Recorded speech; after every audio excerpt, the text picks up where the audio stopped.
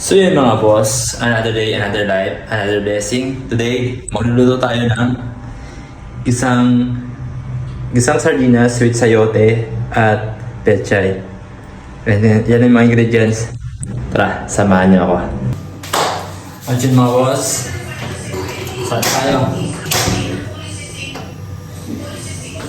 Pag-open ka ng alam. Yun mga boss. Ang lamig na ngayon dito sa Macau, grabe. Grabe na yung lamig. Kaya ngayon is mag-isa tayo ng sardinas. So, mantika goes in. Oh, pwede na yan.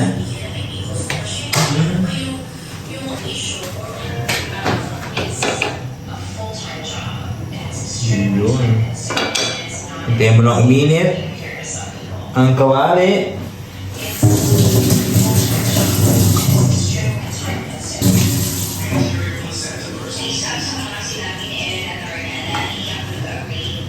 Sundan mo sana ang ulo mo sa unan. Katawan mo ay aking kukumutan. Di pa mainit. Hintayin mo muna uminit ang kawali. But anyways guys, yun nga, malamig na nga dito at ang bilis sa pagbaba ng temperatura. Yun.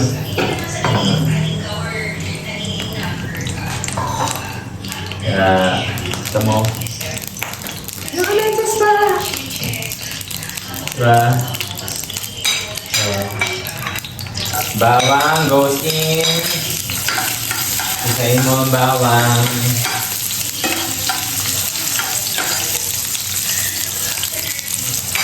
Sibuyas goes in.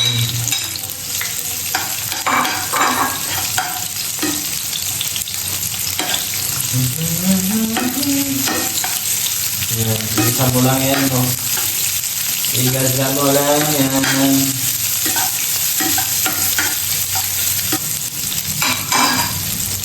Tapos ligor.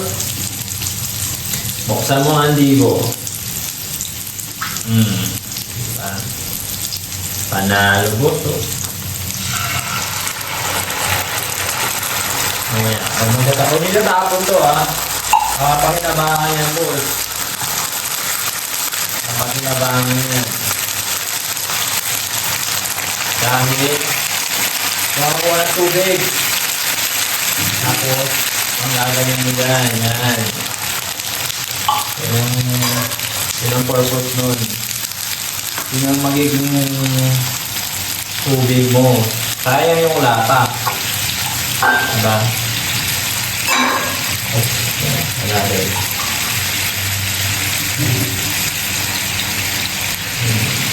Yun lang. Yun lang. Panalo. Hindi walang sayang. Tapos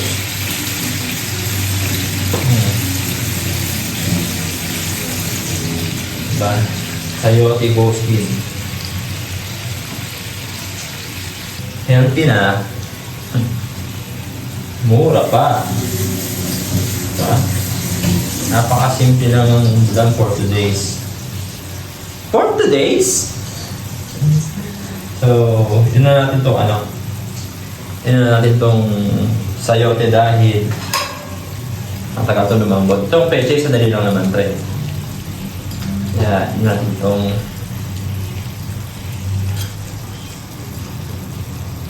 pechay.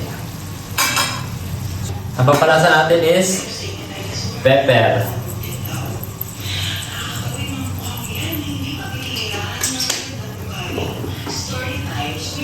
Salt.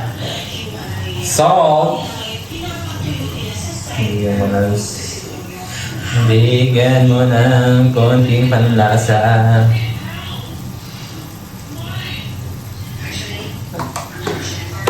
Then, halu-haluin mo. Yun, hindi mo lang kumulo at lumambot yung sayote. Tapos, pechay. Tapos, yung miswa. And then, ang toppings mo itong sili para may konting pitik, may angkan. At yun, makalipas na ilang minuto, kumukulo na ang ating niluluto. I think medyo hapok na yung sayote. So, this is the time na lalagay mo na yung miswa. Miswa goes in. Miswa goes in. La la la la. Miswa goes in. So, ilagay natin lahat dyan. Miswa! Yun. Diba? Miswa goes in. Ako ng basura. Bukas ng kamay. Dahil kung saan-saan mawak. So, pagkain, laging malinis lagi ng kamay. Hindi ko alam bakit nakakagaling ko ng pag naluluto ako is pag mawak sa isang bagay, nakakagaling akong maghugas ng kamay, which is okay din naman. Ayun, hygienic, di ba? So I think parang kulang yung tubig natin, kaya dagdagan natin siya. Dagdagan mo, best. Dagdagan mo, best. Kasi sisip-sipin pa ng miswa yung sabaw niyan. Diba? At ilagay na rin ang ating mga pechay.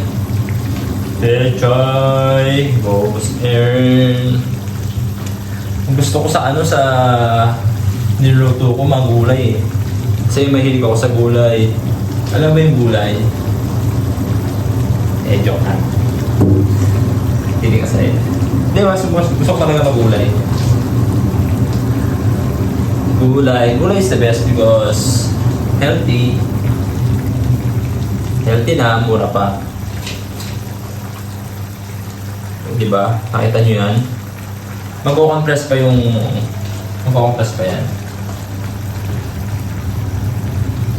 Mas maraming gulay.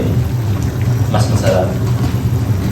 May kasabihan nga tayo, ang gulay ay pampahaba ng ano guys? Pampahaba ng buhay. Kaya gulay ka lang. So, yan, hintayin lang natin at hayan natin ng konti yung ating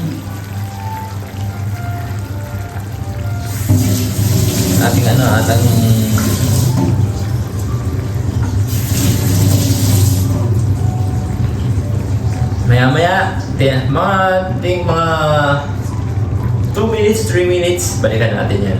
Luto na yan. And wait. Kaya na tayo mga boss. Diba? Peace and love. At yun, pwede na to mga boss. So, pagtapis natin, last day. Malit na ating gawa natin. Ang pagtapis natin ay siyempre pampasipa ng konti is ang ating sili. And then siyempre diba, malito ang kawalan lagyan natin pero okay na yan, laban na yan boss. Pero kung makakalimutan, the moment of truth, tikman mo, tapos siyempre honest reaction. Huwag yung porkit luto mo is agad sabihin, oh sarap, hindi ganun. So, mag-effort ka pero magkaroon ka ng honest reaction.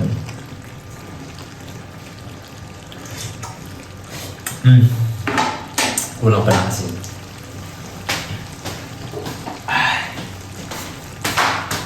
Kulang pa na kasi.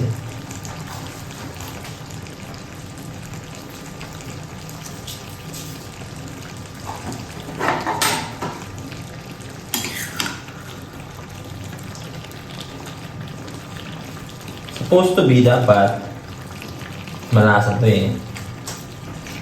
Okay.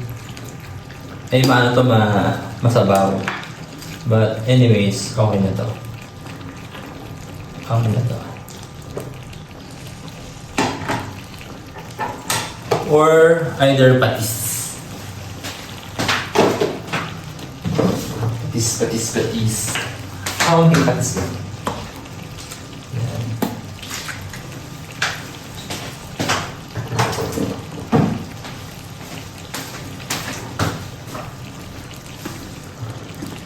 Tapos,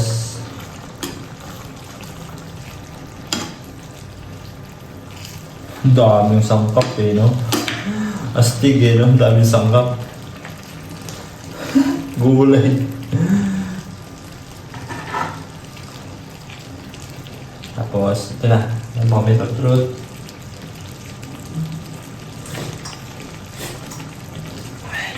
Okay na. Okay na. Tara, kaya na tayo mga boss. Okay na to. Okay na to.